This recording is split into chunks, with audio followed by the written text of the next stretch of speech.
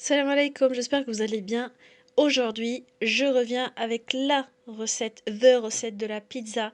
Comme vous voyez, une pizza bien, bien faite avec un secret de pizzaiolo que je partage avec vous aujourd'hui. Bien sûr, si vous n'êtes pas encore abonné à la chaîne, n'hésitez pas à vous abonner, à activer la cloche, à partager les vidéos. Je sais que je vous demande trop, mais je compte sur vous pour me soutenir.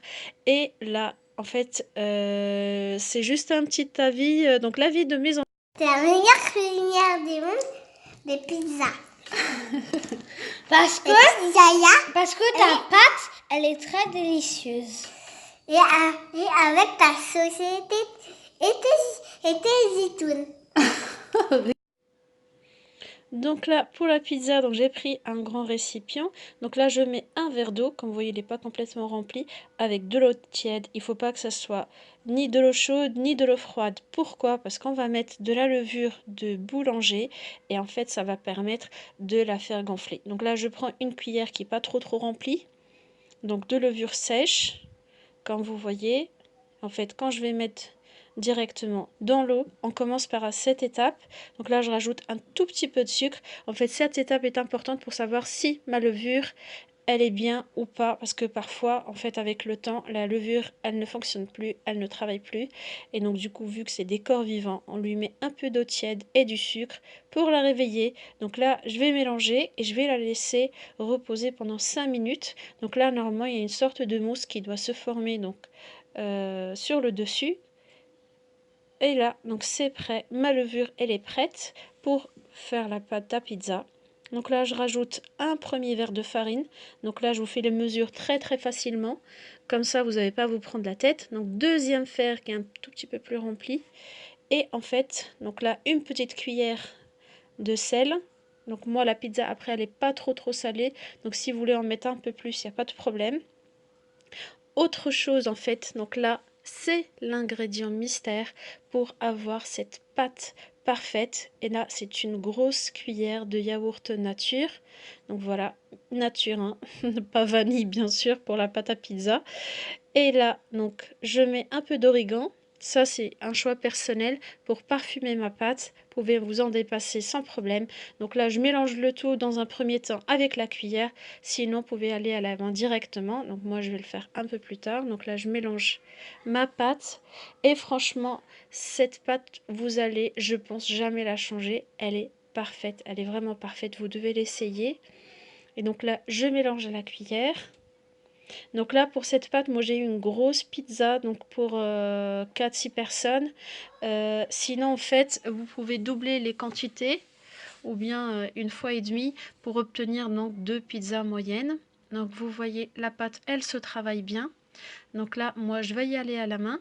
Comme vous voyez, elle est encore très collante. Donc là, je vais pétrir, mais vraiment un tout petit peu, juste histoire de faire donc mélanger tous les ingrédients. C'est pas vraiment du pétrissage. J'ai pas dû à la mettre ni à la machine à pain ni rien du tout. Donc juste à la main comme ça. Vous voyez, elle est encore collante. Donc je vais devoir ajouter un tout petit peu de farine. C'est bizarre, mais vraiment c'est à chaque fois ce que je fais. Donc c'est un verre d'eau pour 2 verres de farine plus 2 grosses cuillères de farine. Et le résultat, il est nickel. Donc là, je mélange. Comme ça, tous les ingrédients se mélangent bien. Et donc là, je vais rajouter donc ma première cuillère donc, de farine. Je vais venir mélanger une deuxième fois. La deuxième cuillère. Et donc là, je mélange le tout. Et après, j'ai vraiment plus rien rajouté. C'était tout. J'ai rien d'autre. Et vous allez voir, la pâte, elle est aérée. En fait, elle va être alvéolée comme vous le souhaitez. Et surtout, avec cet aspect, en fait, coulant. Par contre, elle reste un peu collante aux doigts. Testez avec la main propre et vous allez voir qu'elle colle beaucoup moins par rapport à celle avec laquelle vous avez travaillé. Donc là, donc là, comme vous voyez, c'est vraiment une pâte souple. Ça, c'est super important. Donc là, je vais venir prendre un tout petit peu d'huile de tournesol donc là, pour juste pour enrober donc ma pâte. Voilà, pour qu'elle ne colle pas vraiment au bord, mais même si elle colle, c'est pas super grave. Et donc là, hop, Vous voyez, elle est très agréable à travailler. Vous voyez, hop. Et donc là, je vais la couvrir. Moi, je mets toujours une assiette, mais il faut bien fermer donc le récipient. Je vais la couvrir avec un torchon aussi. Donc là, ma pâte, au bout de 45 minutes, franchement, même au bout d'une demi-heure, elle était déjà prête, mais moi, j'avais d'autres choses à faire. Donc là, je prends ma pâte. Donc, je la mets sur moi, j'ai une feuille de cuisson que j'utilise en fait pour ne pas salir mon plan de travail. Donc, je vais venir dégazer ma pâte, tout simplement. C'est-à-dire enlever toutes les bulles d'air comme vous le voyez. Mais bon, après, voilà, hein, j'ai pas non plus... j'ai fait ça rapidement. Donc là, je vais prendre un tout petit peu de farine. Parce qu'elle est encore un tout petit peu collante, mais ça, c'est tout à fait normal. Donc la farine, juste pour pouvoir l'étaler et qu'elle ne colle pas donc à ma feuille de cuisson ou bien à votre plan de travail. Donc là, j'ai préparé à côté donc la sauce tomate. Il y a aussi donc sur ma chaîne la recette pour la sauce tomate maison et pareil pour la sauce tomate. Franchement, elle est top. Moi, je vous donne une recette après des années de recherche. En fait, à chaque fois, je changeais quelque chose, je rajoutais un ingrédient jusqu'à ce que j'ai trouvé la meilleure sauce en fait. Donc là, vous voyez, j'essaye donc de mettre la farine un peu partout. Voilà, et je viens l'étaler au rouleau. Donc là, il faut étaler finement. Il faut que la pâte soit fine. Bon, après, il ne faut pas qu'elle se troue non plus, mais vraiment fine. Donc là, vous voyez, moi, mon plateau, il est un peu carré. C'est pour ça que ma pâte, elle a cette forme. Et donc là, je vais venir donc former mes bords. Donc dans toutes les pizzas, quand on les achète, il y a toujours le petit bord sur le côté. Et donc ça, on le fait à la main. C'est-à-dire le milieu, c'est de la pâte fine. Et sur le bord, donc c'est un peu plus épais. Moi, de toute façon, vous voyez, en fait, il y a des côtés où j'ai carrément pas étalé avec le rouleau. Donc c'était fait exprès. Après, ça dépend aussi de la forme de votre plat qui va au four. Et moi, vu que mon four il n'est pas très grand, donc du coup j'ai préféré faire cette forme là. Donc je vais la cuire en une seule fois. Donc là, juste une petite chose, moi je l'ai mise sur après, donc je l'ai remise sur du papier donc sulfurisé, de papier cuisson, pour que je puisse la remettre dans le plateau beaucoup plus facilement. Donc là, ma sauce, comme vous voyez, elle est épaisse, ça c'est tout à fait normal.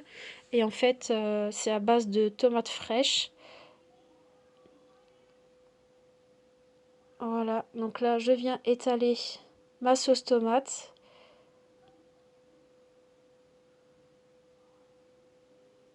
Voilà. Après, ça dépend donc de votre goût. Vous pouvez être un peu plus généreux ou moins par rapport à la sauce tomate. Voilà. Donc du coup, et l'herbe donc que j'ai mise dans la pâte, que ce soit dans la pâte ou dans la sauce d'ailleurs, c'est de l'origan. C'est ça qui permet d'avoir le bon goût de la pizza qu'on adore tous avoir à la maison. Donc là, première couche de fromage râpé. Moi, c'est de la mozzarella. Donc râpé, je prends pas la mozzarella qui baigne dans de l'eau en rondelles parce que celle-là, elle dégage énormément d'eau et ça, je vous le conseille pas parce que la pizza, elle va être trempée. Donc là, on met une première couche, pas beaucoup non plus, hein. Ça, vous allez voir, c'est très important pour avoir le côté filant du fromage. Voilà, moi j'aime bien mettre ceci sur les bords, hein. Comme ça, c'est un peu pareil partout. Voilà. Je vous conseille pas de prendre de l'emmental hein, parce que ça donne pas, ça donne un côté gratiné plutôt que pizza. Donc là, je vais rajouter des olives. Donc ça, c'est vraiment votre choix. Vous pouvez mettre des anchois d'ailleurs. Donc là, j'ai rajouté du thon. En fait, vous pouvez mettre des anchois, vous pouvez mettre ce que vous voulez en fait comme petite garniture ou bien de la pizza nature. Donc ça va être une margherita. Donc ça, il n'y a pas de problème. Vous voyez là, donc c'est du thon que j'ai passé à la passoire pour ne pas avoir de l'huile. Voilà. Et une fois donc j'ai mis donc la quantité souhaitée,